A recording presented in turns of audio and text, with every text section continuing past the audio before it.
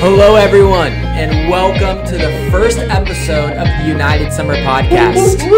This was an idea that we had so that way we could encourage you, the United. We wanted to engage with you guys this summer by putting out some video content, also on Spotify, Apple Music, wherever you stream your pods into your pods, AirPods that is.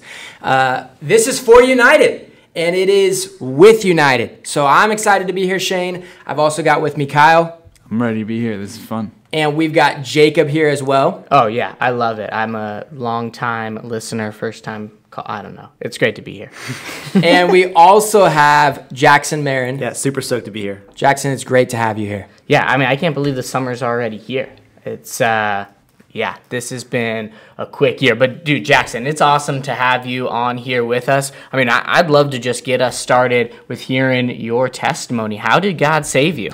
Yeah, totally. Well, like many people within the church, I actually, grew up with like Bible teaching parents. I remember growing up hearing these stories. My mom would show me these visual Bible stories. I feel like, I know these things. I feel like I'm a pretty good person. I have a lot of information about the Bible in my head. But really what I wouldn't admit to myself is that I was a terrible person according to the Bible. I was living for my anger, specifically towards my siblings. I have 3 older brothers, and for my laziness, my disobedience to my parents, and ultimately that was what defined my life. Despite me going to church, despite me being homeschooled and considering myself a sheltered kid, I was still a wicked person because in my heart I was deceived. And so I started going to Compass Bible Church in 4th grade, and that's when I really started hearing the gospel in a way where I felt like I'd never heard it before, where it wasn't just the gospel as presented as good news, but there was also a response that needed to happen in each individual's life, which is repentance and faith. And that was never something I identified in my life, nothing I'd ever seen as necessary to happen in my life, because I didn't really know about that element, which is super crucial. And so I started listening more to the messages, even in Club 56 and stuff. But I never really connected in my head that it was something that I needed to do. And I remember walking past my Bible feeling like, I feel like I need to do more. I feel like I need to read my Bible, and that's what's going to make me more Christian, quote unquote, or whatever. But really, that wasn't what needed to happen in my life, and I didn't realize it at the time. In August of 2017, or actually July it was, my mom was asked to serve at a camp called Greater Awakening. And I went with her, and I got to listen to the sermons. I remember coming home from that camp and just feeling like, man, I don't know where I would go if I would die. And I was starting to think, man, maybe I would go to hell. And I was in my room that day, and I started talking with my mom. I was talking with my brother, and I realized that I no longer wanted to live for my sin anymore. They provided clarity for me from the Bible, and I was like, man, I don't want to live for this anymore. So it was actually on that day, it was August 4th, 2017, I turned away from my sin. I realized that it wasn't worth living for, and I turned to Jesus Christ. I renounced my worldliness, and ever since then, God made me a new creation on that day. Yes. And He has completely changed me from the inside out. It's not just me trying harder, doing better, but no, genuinely He has changed me from the inside out. And now I'm so much more loving towards my brothers. I'm obedient to my parents, and I'm not living in that same pattern of laziness. And although my life isn't defined by perfection, it's all about a new direction within my life. And I've just seen that work of God sanctifying me and really growing me to be more like Jesus. So that's my testimony. Praise the Lord. Dude, that's super encouraging. And that's even what we want to do here on this podcast. I mean, that's going to be our format. We're going to have a student on each week. We want to get to know your guys' testimonies. And then from there, we've been having a conversation, and we just even have some questions that we want to kick to you guys, get some wisdom from you guys, from Scripture. And summer's here. For some of us, it's just starting. For all our PCLC folks, they've been on summer for, ages. Past 4 years.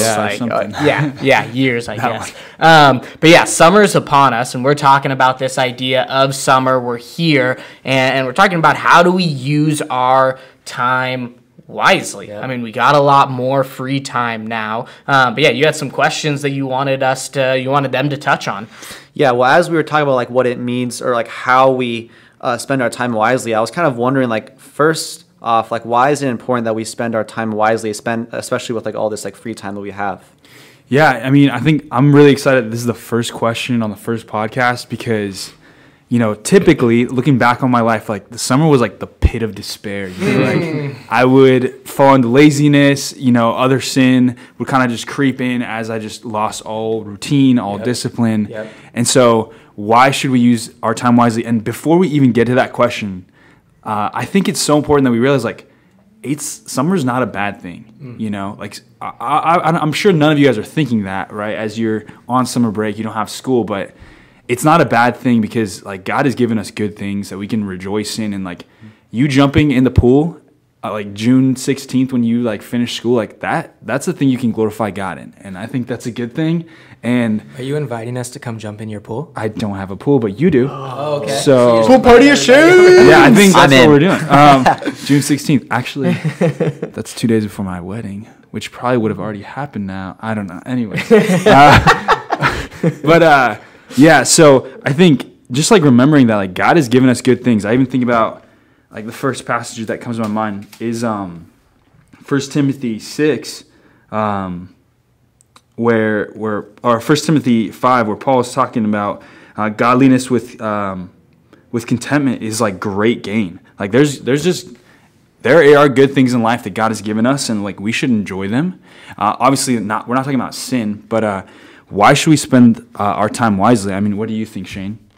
Yeah, I think this is a great question. That was kind of even the reason why we wanted to start this podcast, was to help people make the most of their summer. And I think where it's got to start is you got to understand that God created you to work, not to rest. Yeah. Genesis 2:15, before the fall into sin, in Genesis 3, God put Adam in the garden to work it and to keep it. Work it is a part of God's perfect plan. And we think about work like it's a bad thing, like it's a result of the curse, and rest like it's the good thing. And that's what I want. And we need to renew our minds around what the Bible teaches. Yeah. The reason why work is hard is because of sin. That's the curse of Genesis 3, thorns and thistles. But perfect world, God created us to work.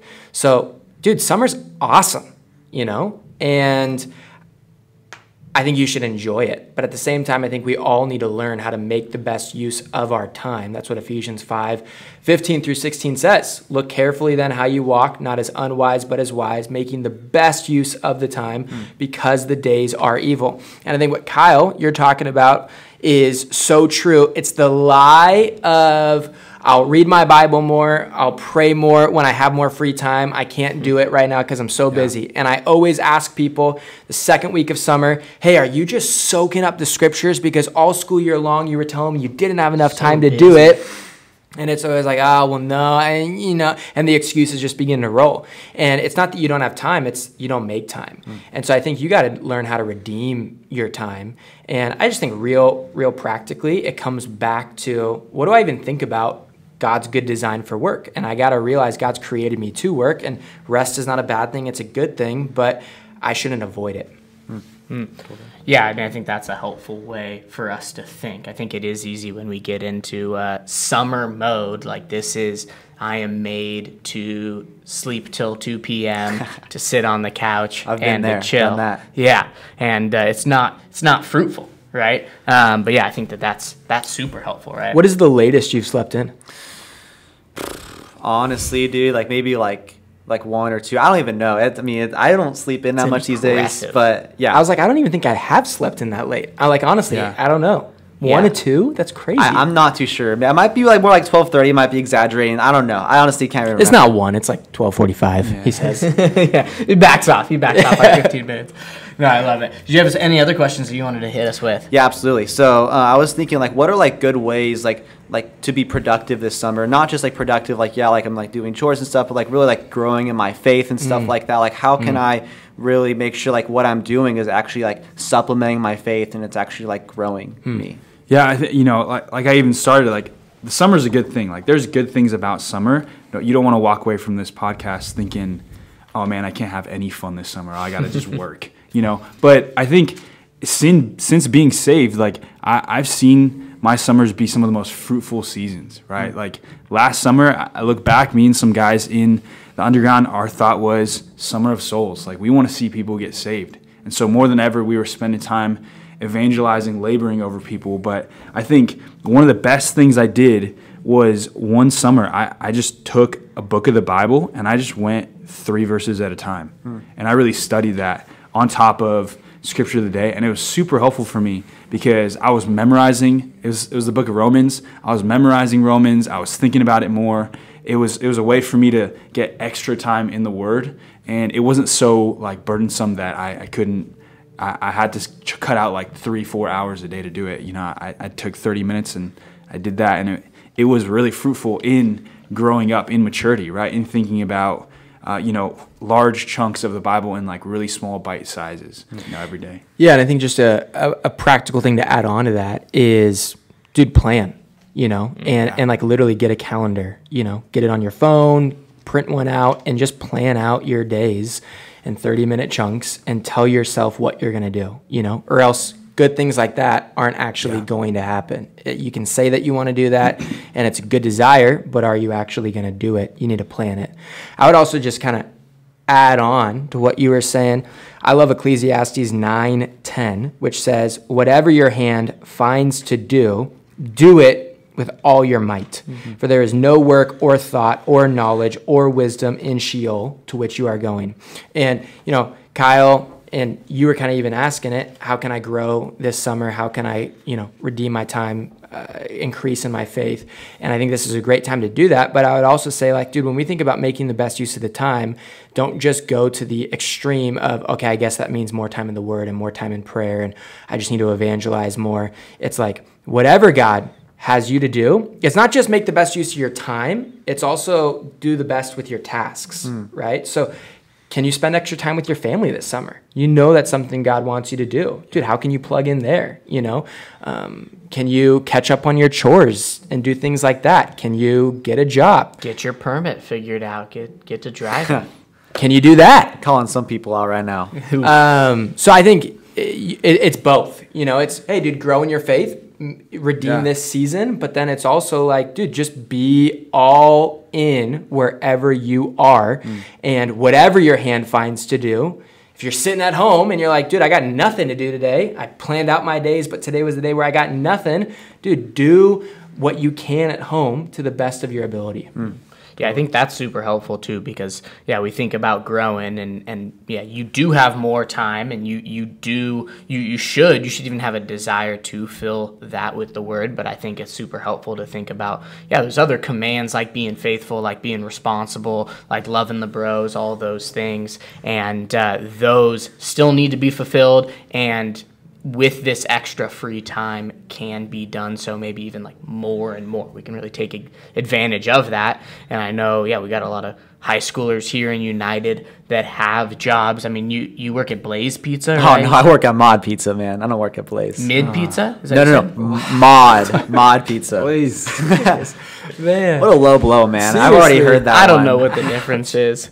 I don't know. They're all just, I'm not a big fan of those instant We have the best pizzas toppings, thing. I would Instant say. pizza. Instant pizza. It's like microwave pizza, right? That literally stands for made on demand. So like we're the fastest. I went to Dude, I went to I Blaze know one that. time, and they were my brother Josh was from me. Like they're kind of slow, and Josh used to work at Mod too. So You take pride in the aged speed. like Yeah, exactly. Not the quality, but the speed. Okay. No, I'll give you both. that. These Everybody's got guys to have fit. both. Things take the longest time to Yeah, make. exactly. Pizza is an art. You got to let it happen. You can't no. No. But I think that even brings up the other thing that we were talking about is, okay, so we got this extra free time. We've set aside the time, even extra time to be in the Word, maybe even multiple times throughout the day. But then we got these other things that we want to fill our time with that are good. And I think you even mentioned some of them, like spending time with family, like work, right? I mean, like you're planning to do all those things this summer, right? And I think we were talking and wanted to ask you guys, okay, well, like how do we decide? We got these multiple options and things that we want to do with our summer. How do we prioritize, or how do we actually go about those things? Yeah. Well, and I think it kind of even goes back to what we were just talking about, plan. If you come up with a list of things that you want to do this summer, I would be shocked if you did not have enough time to accomplish all of them. So I would say just plan them. Plan them. Yeah, I mean, I don't think it even hurts to have some goals over the summer, right? Like, I think that could be really helpful to have specific, measurable goals that are attainable, and not super hard to reach, but like if you have something kind of directing your time, it's going to help you make the most use of your time, right? And planning your days out is going to be a little bit easier when it's like, okay, well, this summer I want to work out 30 times, or I want to read 2 books. Yeah, you do. Or it's about time. Yeah, it is about time. Getting married. But no, yeah. So I think even having a couple like simple goals, they don't have to be super lofty, but goals that you feel like you could do, like that will help kind of guide and direct some of your time and the way you spend it, So that's been helpful to me. Yeah, totally.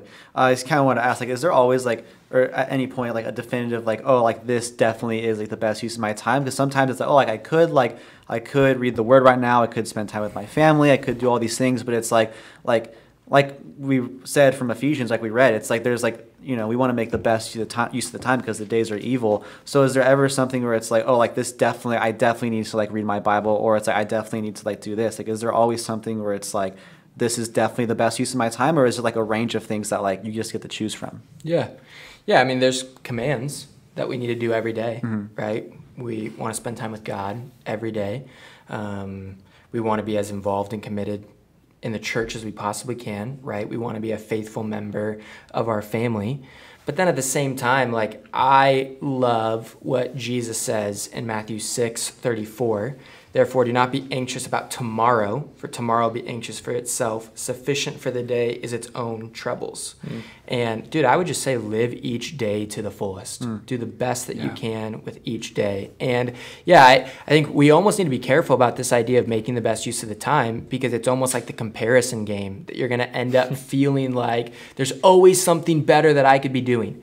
Sure, you could move to Africa today and be a missionary. And would that technically be better than what you're doing? I don't actually know. God has you right where he has you, doing what he has you. So don't play the comparison game of, I could be back at Ocean View, sharing the gospel with people, and that would be so much better than taking out the trash right now. No, if you're obeying God, God is well pleased with you, no matter what the task is that you're doing. So yeah, be careful not to beat yourself up playing the comparison game of there's always something better I could be doing. That's why I think it's so helpful to have those 2 words in mind, time and task. Dude, if I'm not just making the best use of the time, but I'm also making the best use of the task, I'm approaching it with the most energy and effort that I possibly can, that glorifies God. And dude, at the end of the day, I can lay my head on the pillow and sleep well.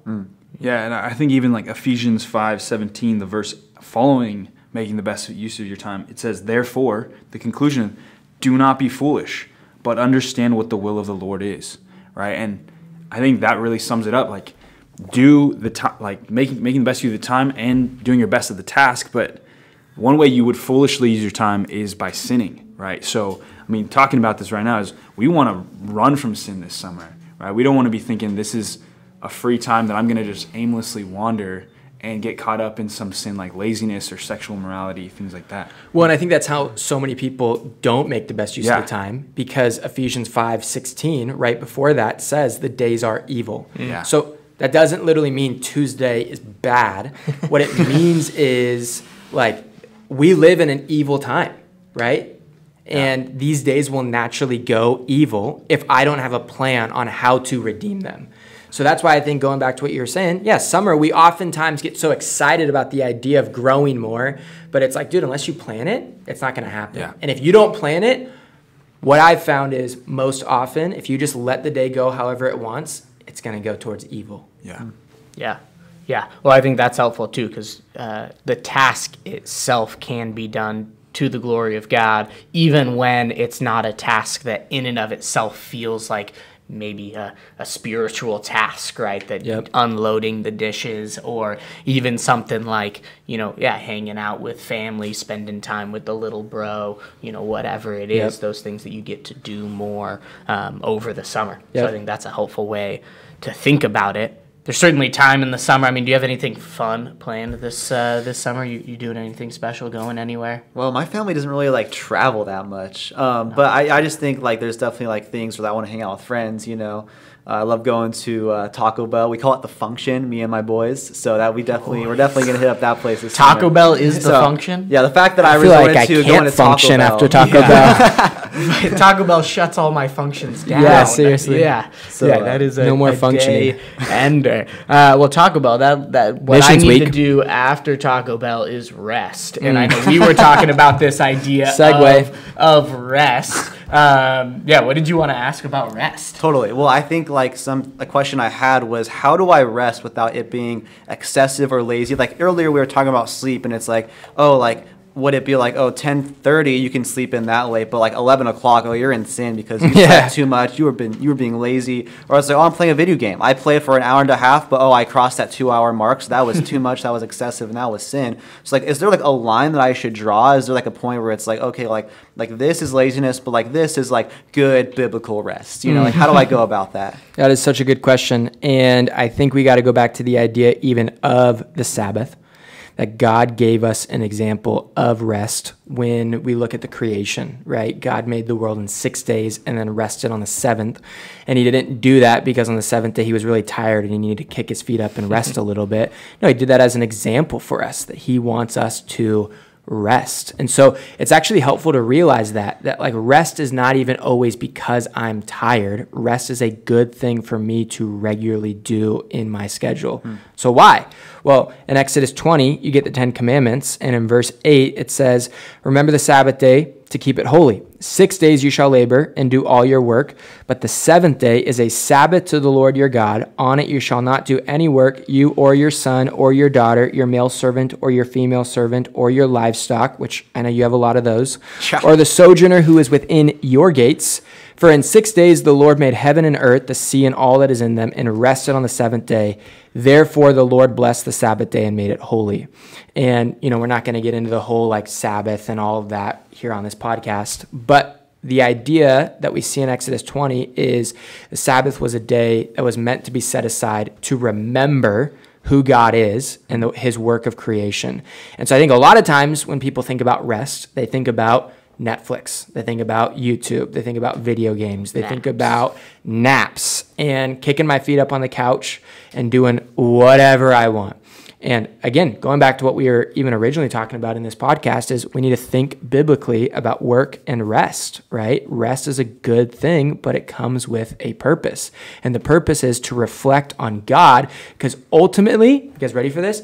Energy comes not from sleep, it comes from God. That's what Isaiah 40 says. So, dude, I can get 15 hours of sleep and wake up feeling tired. Yeah. Why? Been there. Well, David says in Psalm 32, maybe one of the reasons why is because you're in sin and you're not remembering and reflecting and resting in God. So rest comes from God. I find my rest in God, and it comes practically from me setting aside time to think about him.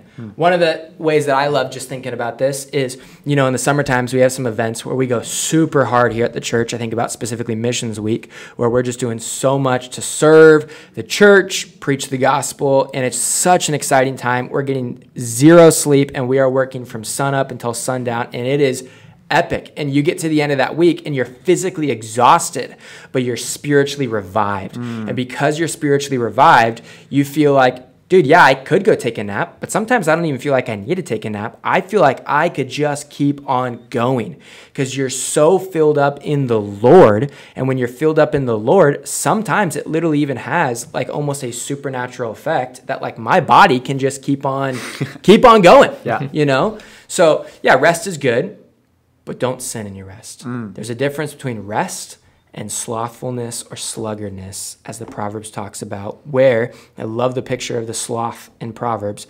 He buries his hand in the dish and he's so lazy he can't even bring it back to his mouth to eat his food because he's a sloth. And that is the picture of rest for most people. Just want to do nothing, and it's not redemptive. So what are your guys' thoughts then? Maybe you're rolling off a shift at Mod Pizza, you're coming home, you're feeling a little tired, right? Been there after work, and you're like, all right, like seems like a legitimate time to put in some rest. I'm gonna sit on the couch for a little bit and enjoy it. Like, yeah, when does that become like, I guess, a sinful, like, what's something that we ought to look out for when it's no longer like, yeah, this is a time where I'm just kind of resting and recuperating, to now, like, nah, I'm being lazy in this? Yeah, I mean, I think when you're setting aside time to rest, the first thing that I would say is plan it. Like, literally, just like you would plan the rest of your week, plan your rest. And start with that rest by setting aside time, making sure, sometimes it doesn't have to be first thing in the morning. If you want to sleep in, that's totally fine. But making sure that in your periods of rest, you have time where you are going to be in the Word, be in prayer, journal, write down things that you've seen God do, reflect on ways that God has been at work in your life, remember an attribute of God, take some time to read a book. Even sometimes, for me, honestly, you know what I love to do when I'm trying to rest? Get outside. Like, that replenishes me, because getting outside and being in creation is a way for me personally that I just love to worship God. Being a surfer, being in the ocean, being in creation, that rests me, if you could make it a verb, and that refuels me, you know.